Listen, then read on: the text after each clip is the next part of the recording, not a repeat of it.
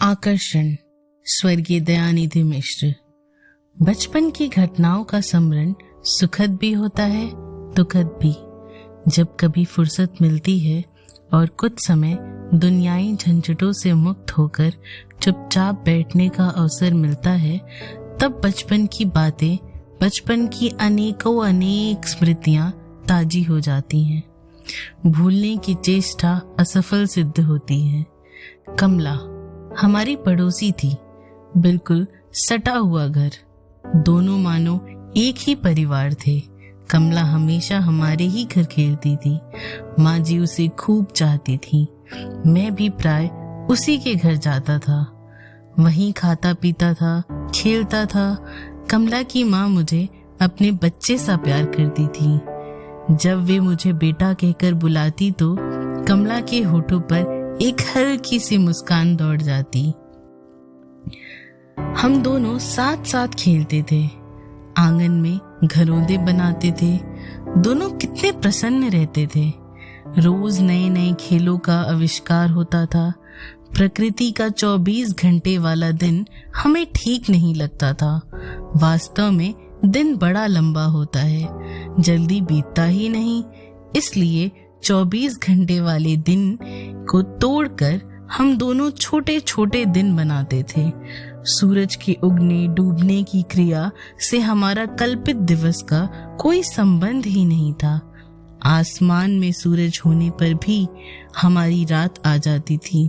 घरौंदे बना बनाकर खेलते समय एक ही दिन के अंदर कई दिन रात के सृजन हो जाते थे। भोर से हम दोनों अपने बगीचे में फूल तोड़ने चले जाते थे। बगीचे में एक चप्पे का पेड़ था। पिताजी ने जाने कहां से उसका पौधा मंगवाकर खुद लगाया था। उसमें खूब फूल लगते थे। फूले हुए पेड़ से फूल तोड़ने की इच्छा नहीं होती। उसकी सुंदरता के कारण ताजे ताजे फूलों को देखकर जी खिल उठता था, मानो प्रकृति ने हवा पानी प्रकाश देकर बड़े प्यार से इसे संवारा हो। उन फूलों को तोड़ने से प्रकृति रानी को जरूर कष्ट होगा। पेड़ के शरीर से रक्त निकलेगा, फूल रोएगा। हम दोनों में इस प्रकार की चर्चा चलती थी और हम फूल तोड़ते ही न थे। 2 पल के बाद हमारा वह विचार बदल जाता था। बिना फूल तोड़े देव देवताओं को पूजा कैसे होगी। दोनों चप्पे के पेड़ पर चढ़ जाते थे और गाने गा गा कर फूल तोड़ते थे। फिर दोनों फूल मालाएं गूंथते थे। कमला की मालाएं बेहतर बेहतर बनती थी। दोनों की मालाओं का विनिमय होता था और दोनों साथ साथ जगराता जी के मंदिर में चले जाते और गलाएं दे आते। माफ कीजिएगा, मालाएं दे आते। एक दिन की घटना है। फूल तोड़कर जाने वाले ही थे कि उस समय कुछ लड़के आ पहुंचे। बोले, कल देखना हम लोग सभी फूल तोड़ लेंगे, तुम्हारे लिए एक भी नहीं बचेगा। यह सुनकर हमें बेहद कष्ट हुआ। कमला ने उदास होकर मेरी तरफ देखा।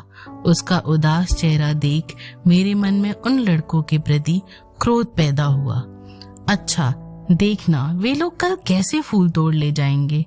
दोनों ने आखिर तय किया कि दूसरे दिन भोर में ही सारे फूल तोड़ लिए जाएं। उस रात मेरी आंखों में बिल्कुल नींद न थी। वही शंका मुझे सता रही थी, कहीं लड़के फूल तोड़ तो नहीं ले जाएंगे, हमारे लिए कुछ बचेगा ही नहीं। क्या कल जगराज जी के हमारे हाथ की माला ही नहीं मिलेगी। रात भर यही सोचते सोचते मैं बेचैन था। करवटें बदल बदल कर मैं बिस्तर में तमाम रात छटपटाता रहा।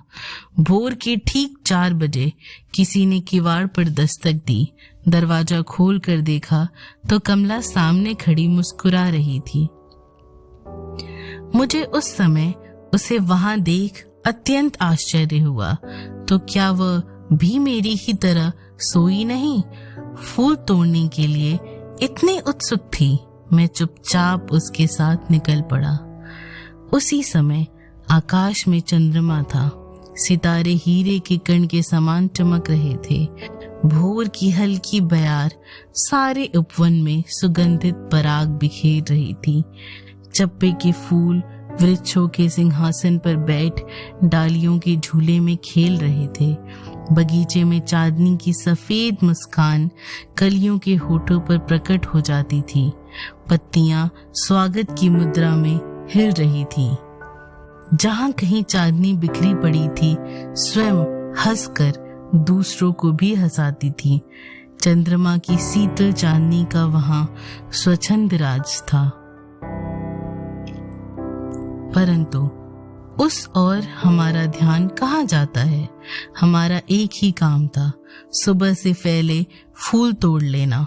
बगीचे में पहुंचते ही दो छोटे बंदरों की तरह दोनों पेड़ पर चढ़ गए। दोनों दो अलग डालियों पर बैठकर फूल तोड़ने लगे। अपनी डाली के फूल तोड़कर मैं कमला के समीप गया। उस डाली की चोटी के फूल वह तोड़ नहीं सकी थी। वह सरक गई और बोली, तू उधर मत जा, छोटी डालियां कहीं टूट न जाएं। पर मैंने उसकी नहीं सुनी। मैंने निश्चय कर लिया था कि एक भी फूल छोड़ूंगा नहीं।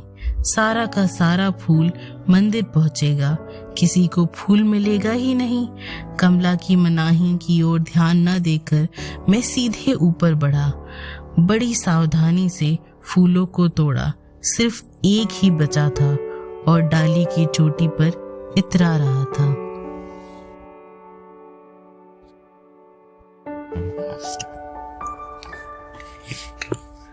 थोड़ा सा और ऊपर उठा, हाथ फैलाकर धीरे से उस डाली को मुट्ठी में पकड़ा। अपनी तरफ डाली खींचकर बाएं हाथ में फूल को छूने की कोशिश की। फूल को छूते ही डाली टूट गई। मिट्टी में टूटी हुई डाली पकड़कर मैं धम से जमीन पर जा गिरा। मुझे अनुभव हुआ कि गहरी चोट लगी थी। फिर उसके बाद क्या क्या हुआ मैं नहीं जानता। जब मेरे होश वापस आए तब देखने को मिला कि मैं एक कमरे में खाट पर लेटा हूँ और समीप ही एक गोरे से सज्जन कुर्सी पर बैठे हैं। दूसरी कुर्सी पर पिताजी बैठे हैं। जब मेरी आंखों की पलकें खुली, उस महाशय ने अंग्रेजी में पिताजी से कुछ कहा और पिताजी ने भी अंग्रेजी में जवाब दिया। फिर कुछ और वाक्य बोले कर वे चले गए। गोरे सज्जन के चले जाने के बाद माँ और भाभी जी ने कमरे में प्रवेश किया। माँ सिरहाने बैठकर सिर सहलाने लगी और भाभी पीठ। दोनों की आंखों में आंसू थे। पिताजी की आंखें भी डबडबा रही थीं। रोने का कारण मेरी समझ में नहीं आया। असल में मैं यह जानने को उत्सुक था कि मैं कहाँ हूँ और वहाँ कैसे आया हूँ, परंतु जानने की कोशिश करते हुए भी नहीं जान सका। माँ को कुछ करने के लिए कहकर पिताजी कमरे से बाहर चले गए। भाभी को अकेले पाकर मैंने उनसे पूछा, हम यहाँ क्यों आए हैं? हमें यहाँ कौन लाया है? मेरे प्रश्नों का उन पर क्या असर पड़ा पता नहीं, पर वे और अधिक रोने लगी। आंसू की झड़ी लग गई।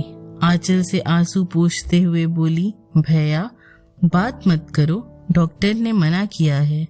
वास्तव में उनसे पूछने के बाद मेरा सारा बदन जोरों से दर्द करने लगा। कुछ ही पल में भयंकर जलन का अनुभव हुआ। घाव से रक्त निकला। उसके बाद क्या क्या हुआ मुझे पता नहीं चला। मैं ठीक से कह नहीं सका। कितनी देर तक मैं बेहोश की अवस्था में रहा, पर वह बेहोशी की स्थिति मुझे खूब अच्छी लगी। ईश्वर की इस दुनिया में सारी स्थितियों की कोई न कोई उपयोगिता है। बेहोशी और मौत दोनों बराबर होते हुए भी बेहोशी कुछ क्षणों के लिए आदमी को सुख दुख के परे कर देती है। जो विष मनुष्य को मार देता है वही नया जीवन भी देता है। ईश्वर की लीला बड़ी विचित्र है। मैं बेहोश होकर सुख दुख से परे हो गया था, लेकिन देर तक वह परमानंद में सुख के उपभोग करने का मौका न मिला। होश में आया पलकें खुली, देखा माँ घाव पर मरहम पट्टी करने में व्यस्त थी और भाभी जी पंखा झल रही थी। इस प्रकार होश हवासी और बेहोशी का नाटक अनेक बार हुआ। आज जब मैं बातें स्मरण करता हूँ, दिल बैठ जाता है, मेरी आंखों में आंसू आ जाते हैं। ओह, दुख की घड़ी कितनी कठोर होती है। मनुष्य के सब दिन बराबर नहीं होते। दुख के बाद सुख और सुख के बाद दुख के दिन आते जाते रहते हैं। मेरे कष्टों का अंत कुछ दिनों के बाद हो गया। मैं स्वस्थ होकर घर लौटा। यह घटना काफी पुरानी है। इस अवधि में अन्य अनेक परिवर्तन हुए। पिताजी गांव जाने के लिए मुझे छोड़ते ही नहीं, उन्हीं के पास रहकर शहर में पढ़ता हूँ। मेरे स्वस्थ हो जाने के बाद माँ गांव चली गई। पिताजी वकील हैं। गांव की जमीन जायदाद संभालने वाला कोई और नहीं था। विवश होकर माँ को गांव में रहना पड़ता है। बड़े भाई ग्रेजुएट हुए, अब कलकत्ते में एमए कर रहे हैं। मैं इंटर में हूँ। चप्पे के पेड़ से गिरने वाली घटना प्राय विस्मृत हो चुकी थी। गांव जाने की इच्छा भी कभी नहीं हुई। पिताजी भी मुझे कभी गांव नहीं भेजते। माँ बार बार लिखती है, लेकिन पिताजी हमेशा यही कहते थे कि विनोद पढ़ाई की समाप्ति के तक उन्हीं के पास रहेगा। पिताजी मुझे दूसरे से मिलने जुलने का मौका भी नहीं देते थे। कटक नगरी सिर्फ प्रशासन की ही राजधानी नहीं, झगड़े की भी राजधानी है। माँ ने भी एक बार कहा था, कटक में सावधानी से रहना। वहाँ के ईंट पत्थरों की भी भाषा होती है, परंतु ऐसा नहीं समझना चाहिए कि वहाँ सभी बदमाश रहते हैं। खैर, पिताजी का आदेश मानना मेरा कर्तव्य था। एक दिन की बात है, डाकिये ने दोपहर को एक पत्र दिया। पत्र पढ़ा, पर कुछ समझ में नहीं आया। साफ सुंदर सुवाच्य लिपि में पत्र लिखा गया था। विस्मृत से भरे अतीत को टटोला, किंतु कुछ भी ख्याल नहीं आया। किसने लिखा है, क्यों लिखा है, मेरे साथ उसका क्या संबंध है। बहुत सोचा, पर कुछ तय नहीं कर पाया। फिर पढ़ा, विनोद बाबू, अपना परिचय देना अनावश्यक है। मैं अपनी अंतिम घड़ियां गिन रही हूँ। तुम्हें एक बार देखने को उत्सुक हूँ, सिर्फ एक ही बार। यदि अपनी मित्रता को महत्व देते हो तो शीघ्र आना और मेरी उत्सुकता को शांत करना। तुम्हारी क। मैं अत्यंत व्याकुल होता। गहरे अंधकार के भीतर मुझे प्रकाश की छोटी सी रेखा दिखी। मुझे ऐसा प्रतीत होने लगा जैसे माँ मेरे समीप आकर कहने लगी, जाओ। बेचारी सचमुच कितना कष्ट पा रही है, पर वह थी कौन और क्यों मेरे कारण कष्ट पा रही है। कुछ दिनों के लिए मैं प्राय स्तब्ध हो गया। हृदय की धड़कनें बंद तो नहीं हो गई थी, पर धीमी पड़ गई थी। अपने को स्वाभाविक बनाने की हर कोशिश असफल रही। पत्र को कई बार पढ़ने से हृदय की धड़कन स्वाभाविकता की ओर बढ़ गई। मेरी स्मृति में एक छवि उभरने लगी। उस छवि को मैंने अनेकों बार देखा है, उसके साथ खेला है, खाया है, सपने में उसे देखा है, जागरण में पाया है। मैंने अपने को धिक्कारा। वास्तव में मैं कितना नीच हूँ। अपनी स्नेहमयी कमला की स्मृति भी खो बैठा हूँ। लो अपनी अंतिम घड़ियां गिन रही है और एक बार मुझे जी भरकर देखना चाहती है। मैं उसे विस्मित कर चुकी हूँ। कवि ने ठीक ही कहा है, नारी क्यों कर आहे भरती हो, व्याकुल अधिक तू ना हो। पुरुष कभी न तेरा है जिसके विचार संतुलित ना हो। मुंह से स्वगोतिक निकली कमला तो कितनी स्नेहमयी है। अपने लड़कपन के साथी को तो कितना चाहती है। तू उसे देखने को कितना उतावली है। मैं क्या सचमुच तुझे देख पाऊंगा? तू स्वर्ग राज्य की जीव है। तेरे चारों ओर देवलोक के देवगण हैं। उस लोक को जाने की मुझ में सामर्थ्य कहाँ। आगे सोच नहीं सका, हृदय कमलामय हो गया। मेरे चतुर्दिक कमला की छवि इशारे से मुझे बुलाने लगी। एक जोरदार आकर्षण मुझे जाने कहाँ खींच लिए जा रहा था। आकर्षण तो कितना बलवान है, ईश्वर का सिंहासन भी आकर्षण से डोलता है। पिताजी की कोई सूचना दिए बिना मैं उस दिन गांव के लिए रवाना हो गया। वो फटने से पहले ही गांव पहुंचा। लोग सो रहे थे। चारों ओर की निस्तंभता को पार कर कमला के घर पहुंचा। वहां रोना चिल्लाना शुरू हो गया था, जिसे सुनकर मैं चौंक गया। मैं पागल की तरह अंदर जा पहुंचा। आंगन में शोक विह्वल स्वजनों की भीड़ थी। बीच में कमला की शांत मूर्त चारपाई पर लेटी थी। भीड़ को चीरकर चारपाई के पास पहुंचा। दोनों बाहों को पकड़कर कमला कमला कमला पुकारा। गला कांप रहा था और पुकार नहीं सका, रुक गया। मेरी आवाज के कारण कमला के चेहरे पर एक अपूर्व आभा उभरी। होठों पर एक हल्की मुस्कान दौड़ गई। दोनों पलकें खुली। मेरी ओर एक दृष्टि डालकर दोनों आंखें तत्काल बंद हो गईं। वह किसी अजनबी दुनिया में चली गई। कमला की प्राण रहित देह जड़ हो गई। मेरी आशा का दीपक बुझ गया। चतुर्दिक अंधकार दिखाई देने लगा। कमला के ठंडे शरीर को गोद में लेकर मैं बच्चों की तरह रो पड़ा। उसके शरीर और मुखमंडल से स्वर्गीय लावण्य की ज्योति निकल रही थी। प्रभात का तरुण आलोक कमला के मृत मुखमंडल पर फैल गया। शीतल समीर ने केश राशि को बिखेर दिया।